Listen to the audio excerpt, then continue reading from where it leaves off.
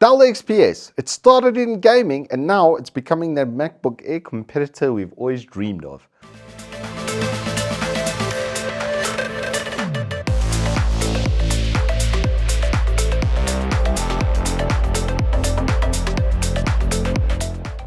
Good afternoon and welcome to Turbo Tortoise Tech. If you're new here, I'm Reese of the 4-piece warranty or Wookie Triple XL. And I've had this little sucker now for over a week. I was actually hoping to get this content out a lot sooner, but unfortunately my ISP is literally from the pits of hell. So they've had me offline for 12 days. I finally got some internet to do some stream tests with this. I had to run out and go get some LTE so that we could at least test this thing's Wi-Fi and web browsing to see how it does with that, because it's really made as an on-the-go multimedia and office workspace kind of laptop. The elephant in the room with this is that it has a 3840 by 2400 resolution monitor with touchscreen. That's right, this is a touchscreen over here with a very, very nice glossy finish, a 90% DCI-P3 rating, 500 nits brightness, and certified HDR 400. So you can see where they're going with this notebook. What they've intended to do is make a really good workstation, well, working type laptop with an ultra low voltage processor that idles on 9 watts. That's right, it uses 9 watts on its base power to give you extremely good on-the-go mobile battery life in a package that is hilariously small. I mean, this thing weighs like a kilogram. It is super compact. It has got cooling built into it as well. So it's not a slouch in the performance department and beats previous generation processing power with a peak TDP of 29 watts. 29 watts peak power from this notebook. It's kind of stiff. But as is traditional, let's start off with what's in the box. Well, you get this little 45-watt charging brick and then the notebook itself. As far as ports go, on the left-hand side, you got a Type-C, and then on the right-hand side, you got another Type-C. Both are capable of charging and both have Thunderbolt. So the intention here is if you need extra monitors, then you can just connect from that to a dock. You've got the 4K panel itself over here, and then whatever would be then connected to your dock. These can output as well to 8K resolution. 8K 60 FPS is capable from these display ports. The touchpad is really, really nice and big. It takes up most of the bottom over here. I would say that's about 40% of the total space, at least 30%, and it's very fluid. It's really, really nice to use. The keyboard as well does feel absolutely fantastic. It's also pretty quiet. Standard ping from a chiclet keyboard, it's really only the spacebar that makes a bit of noise. Everything else is buttery smooth and uber silent. The only real drawback to this keyboard is honestly, and the whole laptop from my usage so far, is pretty much the backlighting on this. It is a little bit wimpy, as you'll see from the visuals on your screen right now. It's not what I would call overwhelmingly strong, but it does do the job. They have put as well a really tiny little webcam in the top here to get as much of this into being screen real estate, and it's going to be good enough for most of your conferencing and Skype calls and that sort of stuff. There is a dual array microphone in there as well, but I would suggest getting a Bluetooth headset just to not destroy the person on the other side. These pinhole microphones, as good as they can be, they're never ever really good. As I say that, they're just not good. So rather just get yourself a decent Bluetooth headset. Logitech G435 springs to mind. I just got one for my mum. There we have, like I said, that elephant in the room. This monitor has to be one of the best monitors you can get in a package like this. A lot of people, I find that want small, light, ultra mobile products are quite concerned with screen resolution because the sharpness actually helps them to see where their eyes and their glasses have unfortunately failed them. This does an exceptional job. As I said, this is 90% DCI-P3. It's quite noticeably a good color palette, even with the visuals and stuff that I've captured over there, whether it be a gaming video or a video on some scenery and even some 8K. I managed to stream that on battery, absolutely no problems.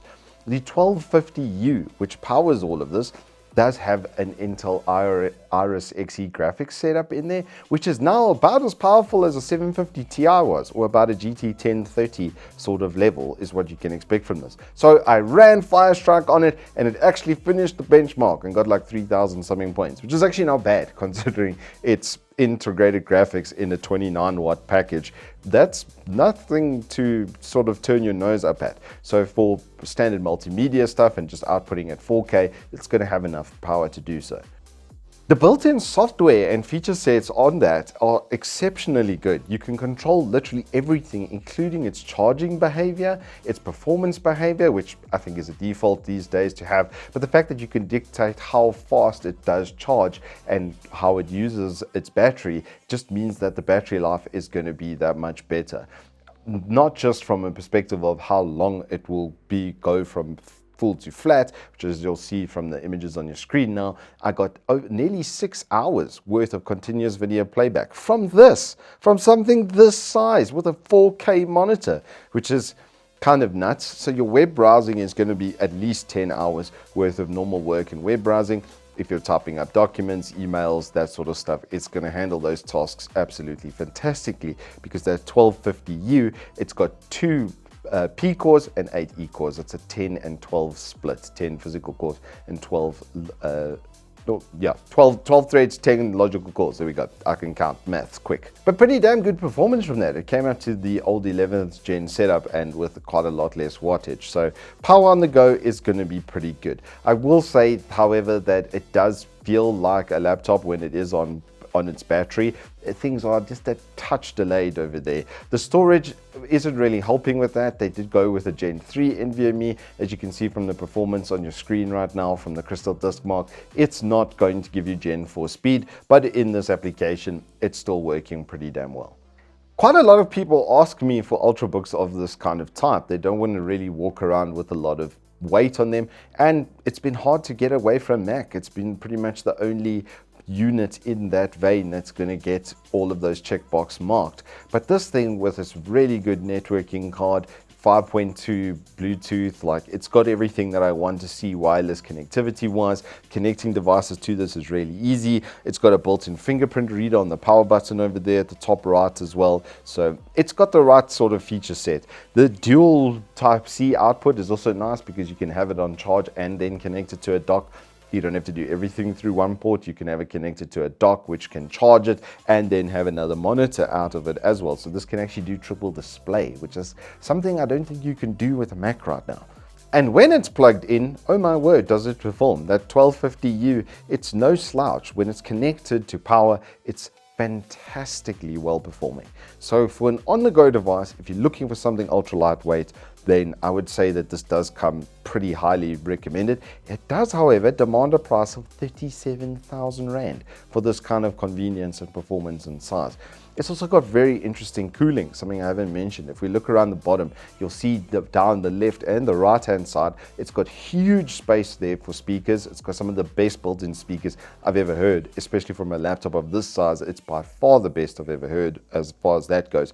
But the cooling, which comes out the back, it's an ever so slight hum in most cases, even when I was rendering and doing benchmarks. So if you wanted to use this for like Photoshop, Adobe Suite on the go and have a built-in touchscreen, then I think you can see that this is quite a nice notebook in its niche and in its corner as a sort of elite business device. That's really what we got to have over here with the 11 Pro on it, so you can add it to a domain. You can go up to 32 gig of RAM on these units as well. So yeah, it's checkboxing all the right sort of check boxes. DDR5 RAM does lend itself to rendering a little bit better in Adobe Suite, and with the Intel Iris Xe, you do get that host of AI automatic, clipping and automatic image enhancing. So it really does have quite a lot of crossover, more than a lot of the competitors and stuff in the space.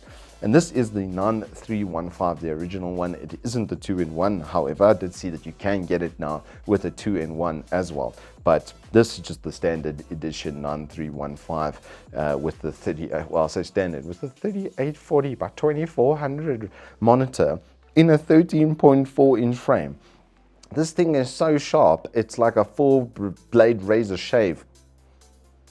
Anywho, that is all I have for you on this Dell XPS. If you have enjoyed this, then please do hit us up with a like and subscribe, and I will see you on the flip side.